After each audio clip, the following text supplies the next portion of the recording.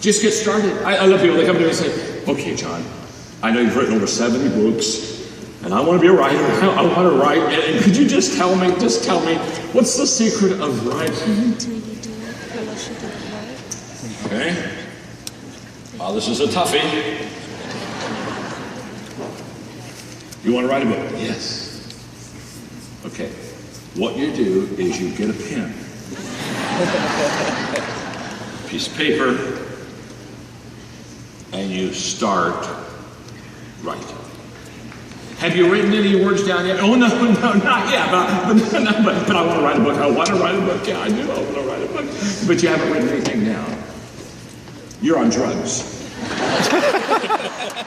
You see, you've got to start writing. And by the way, when you start writing, it won't be any good.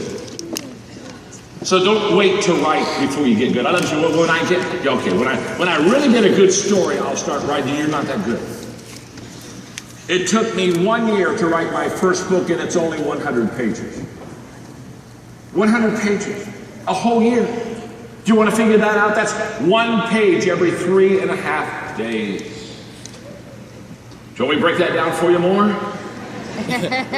I'm talking about 1 page every 3.5 days. It's about 40 words a day. It's about a word every 30 minutes.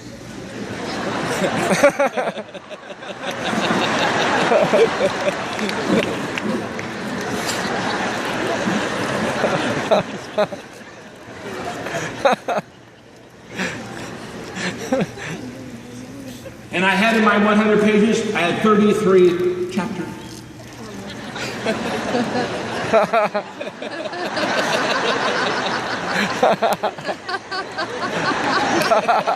Yeah, you heard right. Because you're looking there and saying, did he say 33 chapters? 100 pages, that's 3 pages per chapter. First one. I had a lady come up, it's still important. Shows you how desperate people are. Still, I had a lady come up to me that day and said, this is your first book, would you sign? I said, yeah. I started to apologize. I'm sorry, John Maxwell.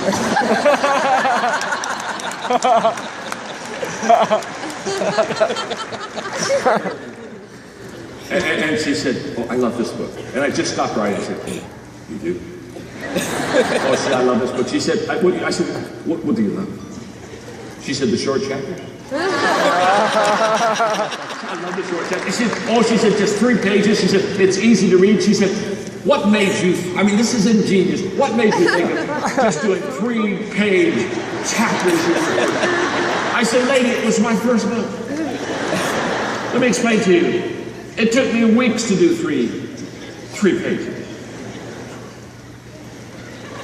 In fact, some of the chapters are 2 pages too long.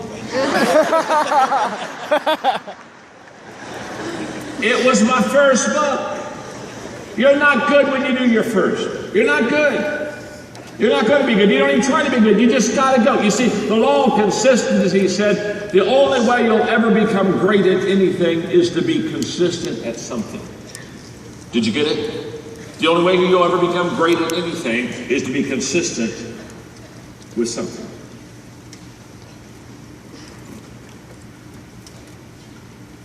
And the problem with too many people when they get into business like this is they just absolutely think they can get good too quick, and they don't have a sense of realism to it.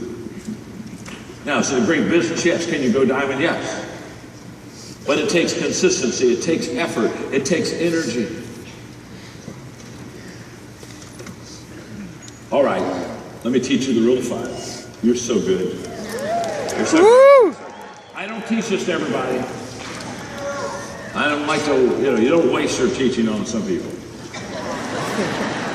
You just look at them and say, God, take them now.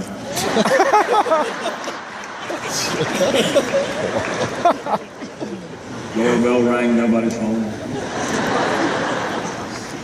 But you're good. You're good. You're ready. What I want to teach you for the next 8 minutes will change your life. Now, I'm not saying could change your life. If you can grab what I want to teach for the next 8 minutes, you'll catch me like the guy caught me last night. I was in one of those little candy stores getting me some licorice jelly beans for my nourishment for today, part of my preparation. And he came up to me and said, John, he said, I heard you 7 years ago, you changed my life. I said, tell me about it. Rule of 5. I'm going to teach you the rule of 5, and this will change it. So look at your neighbor and say, this will change your life. This will change your life.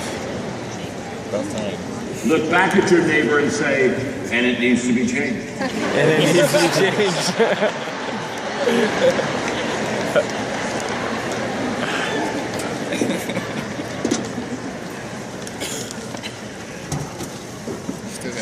You ready? Here's the rule of 5. Here's rule of 5. If you have a tree in your backyard that you want to cut down and you have an axe, if you pick up the axe and you go to that tree and you swing 5 times.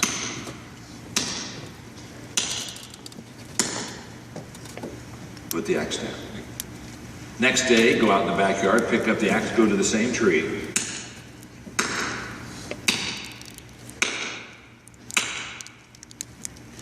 Put the axe down. The next day, you go out in your backyard, you pick up the axe, you go to the same tree.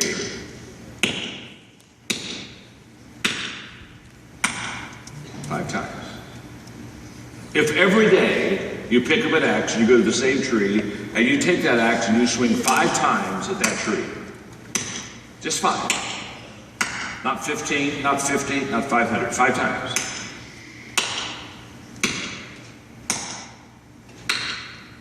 Let me ask you a question. What is eventually going to happen to that tree? That tree will... Absolutely. Case dismissed. We don't need to talk nor debate or question about the tree falling. It will fall.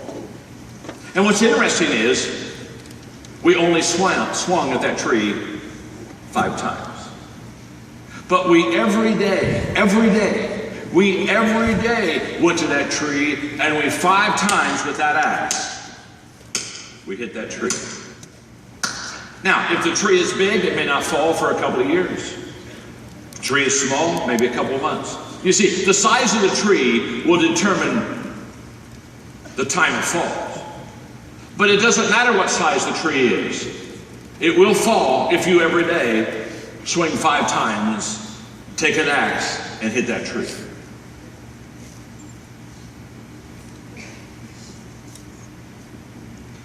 You've got to ask yourself a question this morning.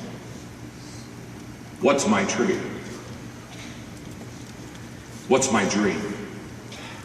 What do I really in my life want to accomplish? And by the way, it's what's my tree, not what are my trees. You see, if you go out every day and you swing 5 times at a different tree, you don't knock any trees down, you just have a scarred forest. Most people, that's how they run their life. They just scar things up. They don't fell the tree because they don't consistently come back to the same place and consistently swing 5 times at it. So let's go back to my tree. My tree is writing books. That's what I do. Some people say, well, my God, John, how do you've written 72 books? Oh my gosh, you must be brilliant, you must be a genius. 72 books, oh. Nothing brilliant, nothing genius. Or I told you how long it took me to write my first book. So genius is not in it. In fact, if you just look at me, all of you should be greatly encouraged today. By the way, this is not in the teaching, but I'm going to stop long enough because you need to hear it. Success creates a gap between you and other people. Are you with me? I call it the success gap. People look at people that are highly successful and they see the money they make and the places they go and the friends they have and the things they do, and they say, oh my God, oh my God, oh my God, they're a star, they're a star. And when you're successful, you've got a choice to make. You can either keep that gap really big and be the star. And if you keep the gap really big, you're the star, and you have what they call fans. You have fans that follow you around. They're fans. Or you can make a determination to close that gap. You see, many years ago, I said, I'll close the gap. And you close the gap by not talking about how great you are. You close the gap by talking to people about the things that you've missed and the things that you failed out. And you use a lot of self-depreciating humor, and you help people understand that you're not a star. You see, my name's John. I don't want fans in my life. I want friends. And I determined the only way you get friends is close the gap. Because when you close the gap, you make success possible for other people. Now they don't see you as the star and say, I would like to be like you. They see you as a friend and say, I could be like you. All of a sudden it's off of you and what you've done, and it goes to what they can do, and it is empowering, it is releasing to people. And if you really want to, in Beachbody, if you really want to just develop a culture, a culture of success, close that gap. I work hard at it.